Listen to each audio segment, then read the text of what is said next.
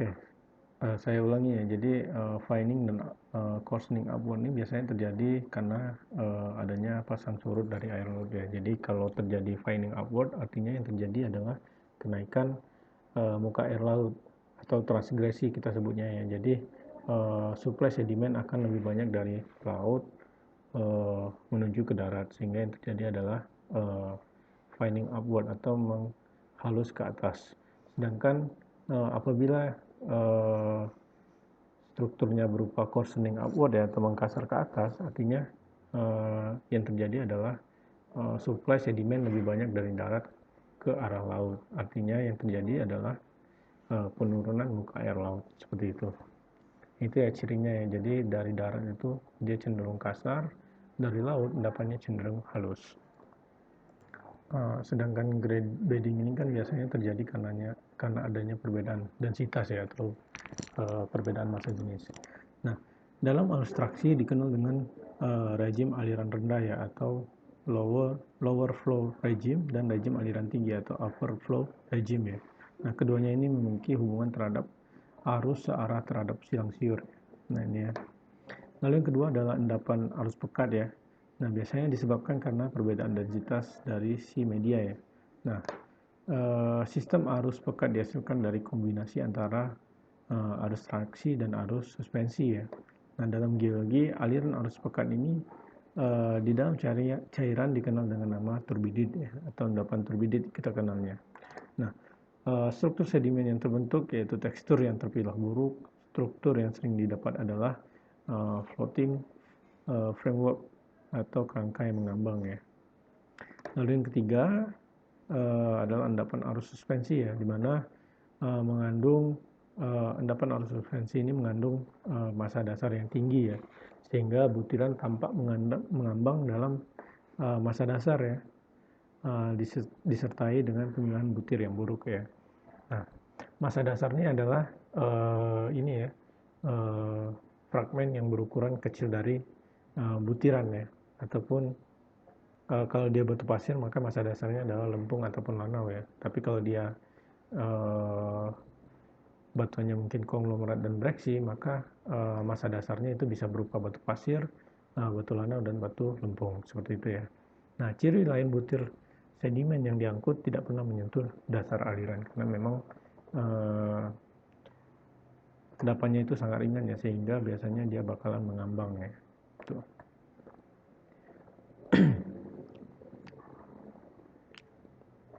Next.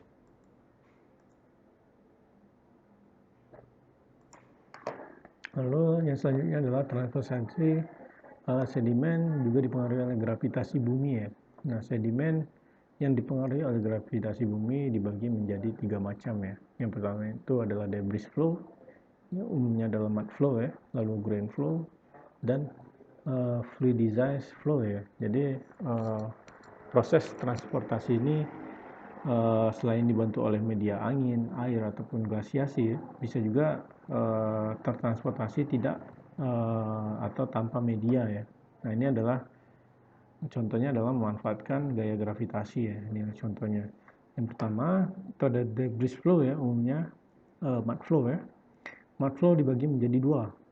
Yang pertama itu di bawah air dan di darat ya. Ciri sedimen yang dihasilkan dari mud flow ini, yang pertama itu dia dikuasai oleh metrik ya, atau matriksnya dominan, lalu sortasinya jelek, dan batuannya pejal ataupun masif ya, dia tidak mengalami pelapisan. Lalu yang kedua, grain flow. Ciri sedimen hasil grain flow ini biasanya dikuasai kepingan ya, atau fragmen yang dominan ya. Lalu dia terpilah baik dan bebas lempung ya, jadi dia dominan oleh butiran ataupun fragmen ya.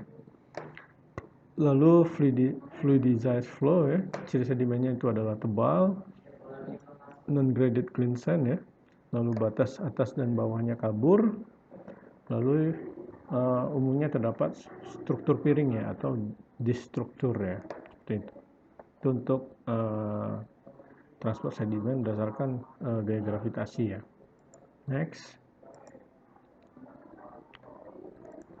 Lanjut ya. Ini untuk angka Froude ya, atau Froude number. Dia notasinya FR ya, F besar R kecil. Jadi angka Froude-nya adalah perbandingan dari gaya inersia dengan gaya gravitasi ya, atau pada hakikatnya perbandingan antara kekuatan untuk menghentikan gerakan partikel dan gaya gravitasi ya. Gitu. Nah rumusnya untuk aliran terbuka ya, F sama dengan U dibagi akar dari G kali D ya, di mana U ini adalah kecepatan partikelnya ya, lalu G ini adalah percepatan gravitasinya, dan D ini adalah kedalaman channelnya. Oke ya. Ini rumus untuk mencari si angka Froude number nih ya, dimana nilai dari Froude number ini akan mempengaruhi flow regime aliran ya, dan akhirnya juga akan mempengaruhi bentukan dari perlapisannya ya, atau bed formnya ya. Seperti itu. Next.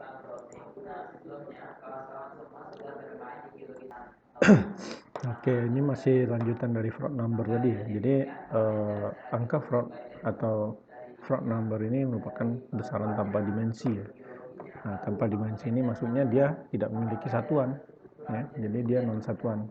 Digunakan untuk menentukan suatu aliran ini berada di aliran subkritikal ataupun kritikal ataupun superkritikal. Nah, jadi ya untuk critical flow ini nilai FR-nya sama dengan 1 ya.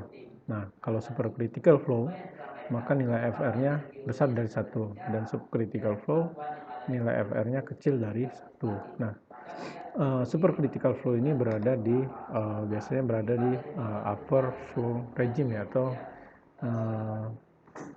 regime aliran atas ya. Nah, di bagian sini. Nah, kalau critical flow dia berada di transisi dari supercritical dengan subcritical. Dia berada di bagian sini ya, transisinya.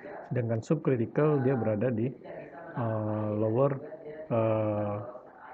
flow regime ya, atau aliran regime aliran bawah. Nah, itu ya. Jadi fungsinya kita menentukan nilai angka Froude number ini adalah untuk menentukan aliran ini berada di jenis aliran yang bagaimana, subkritikal, kritikal ataupun superkritikal, seperti itu ya. Oke, lanjut. Nah, ini Hans dan Van Stock ya, dia membagi aliran ini menjadi 3 ya, yang saya jelaskan sebelumnya. Nah, di sini ada rejim aliran bawah atau lower flow regime, ada rejim aliran transisi atau transition flow regime, dan yang ketiga ada rejim aliran atas atau upper flow regime ya. Pada rejim aliran bawah atau lower flow regime ini, dalam rejim aliran ini gaya dari gravitasi bumi lebih berpengaruh ya, atau dominan, sehingga terbentuk onggokan-onggokan dan erosi ya. Nah, cara transport diseret dan jatuh bebas ke dalam erosi dan sudut kemiringan dari cross laminate adalah searah dengan arah arus ya. Nah, struktur lapisan yang umum ditemukan biasanya adalah cross laminasi, cross bedding, small ripple ataupun mega ripple, ataupun kombinasi dari keduanya ya. Nah, transportasi butir yang terjadi adalah pergerakan butir menaiki punggungan kedua bentuk perlapisan ya, dan longsor ke bagian yang bersudut tajam. Nah, ini untuk rejim aliran bawah atau lower flow regime ini biasanya dia memiliki nilai Froude number itu kecil dari 1. Nah, untuk rejim aliran transisi ataupun transition flow regime, nah rejim ini memiliki bentuk perlapisan campuran ya antara rejim aliran atas dan rejim aliran bawah ya. Dan dia memiliki Froude number-nya itu sama dengan 1 ya. Sedangkan rejim aliran atas atau upper flow regime dia gaya momentum yang ada lebih berpengaruh daripada gaya gravitasi bumi ya, sehingga akan membentuk onggokan yang lebih disebabkan karena penumpukan pada endapan yang lebih muka ya. Nah, cara transport terus-menerus akibat momentum air ya, struktur muka perlapisan yang terbentuk adalah planar atau plane bed ya, ataupun antidune. Nah, dia memiliki Froude number ini besar dari 1 ya. Nah, untuk upper flow regime ini kita kenal dia aliran ini adalah supercritical ya. Transition flow ini adalah critical. Lower flow regime ini adalah arus subcritical ya. Nah, kalau kita lihat di sini ya, semakin besar arus aliran sungai, maka tipe aliran yang terbentuk adalah supercritical, lalu menurun menjadi transisi, dan arus lemah menjadi subcritical ya. Oke. Ini next untuk hubungan arus arah